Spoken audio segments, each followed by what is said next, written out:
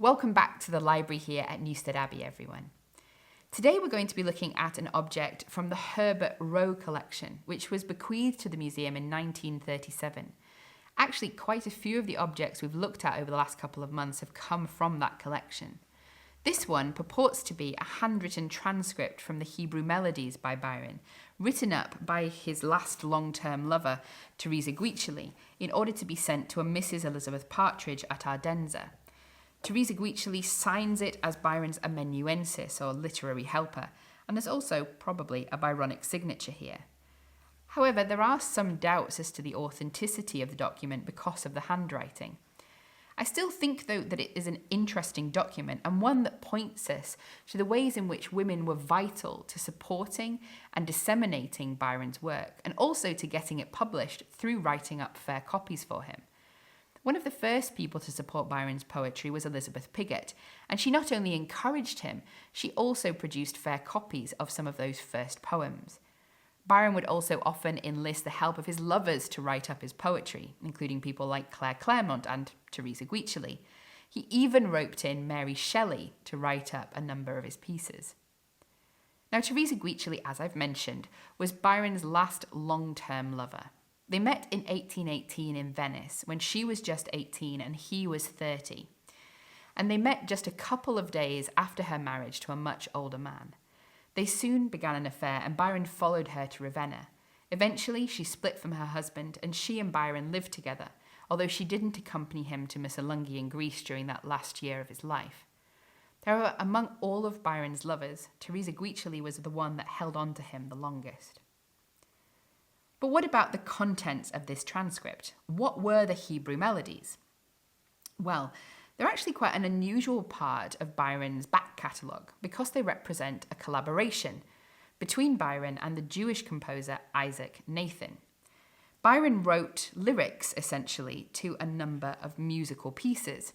Some of the pieces in this collection he had written before the collaboration, including one of the most famous, which is, of course, She Walks in Beauty.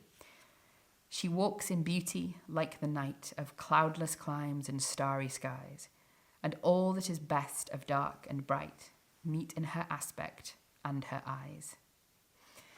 He also, of course, wrote some original pieces, and Byron tells us that they were inspired partly by Job and also partly by his own imagination. Now, Byron and Isaac Nathan met because of an introduction by Byron's friend Douglas Kinnaird. Nathan had written a musical accompaniment to some of the first verses of Canto 2 of Byron's poem Lara. Kinnaird had heard them and admired them. At this time, Nathan was claiming that he had found a number of ancient Hebrew melodies, and he was essentially looking for a lyricist. He'd advertised and he'd contacted Sir Walter Scott, but he hadn't found a collaborator until Douglas Kinnaird introduced him to Byron. Now, Byron writes in a letter to his later wife, Annabella Milbank, before they got engaged, that he is writing these lyrics for this ancient Hebrew music, and it seems that he truly did believe that, quote, they were the real old undisputed Hebrew melodies, which are beautiful, and to which David and the prophets actually sang the songs of Zion in the Temple of Jerusalem. Of course, the melodies weren't really all that ancient. Some of Byron's friends tried to dissuade him from the collaboration, including one of his oldest friends, John Cam Hobhouse, and his publisher, John Murray. They said that there was a big difference between having one's poetry set to music and writing poetry for music, and they were trying to dissuade him from the latter. However, Byron continued with the collaboration. The pieces were eventually published in 1815 and 1816, and some of them were also performed. However, it wasn't a completely successful result. There were a number of tensions during the process of publication between Isaac Nathan and John Murray, and Byron eventually became quite critical of the results of the collaboration. In a letter from 1815, he refers to his own poetry quite dismissively as short pieces which are meant to be songs. In a later letter to Thomas Moore, in response to Moore's critique of the musical arrangement, Byron wrote, "Curse the melodies and the tribes to boot. I merely interfered to oblige a whim of Kinnaird's, and all I have got for it are a speech and a receipt for stewed oysters." Now, I'm not quite sure of what the story is there, but I would love to know because there's something going on in the background.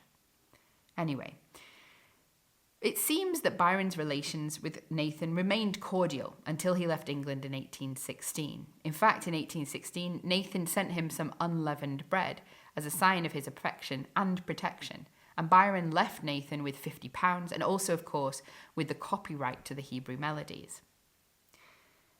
What I find fascinating about something like this is the way in which it weaves together different aspects of Byron's history: his publishing and writing practice, his relationships, and also the story of the Hebrew Melodies itself. I hope that you've enjoyed this journey as much as I have today, and don't forget to join us for the next Object of the Month. Goodbye.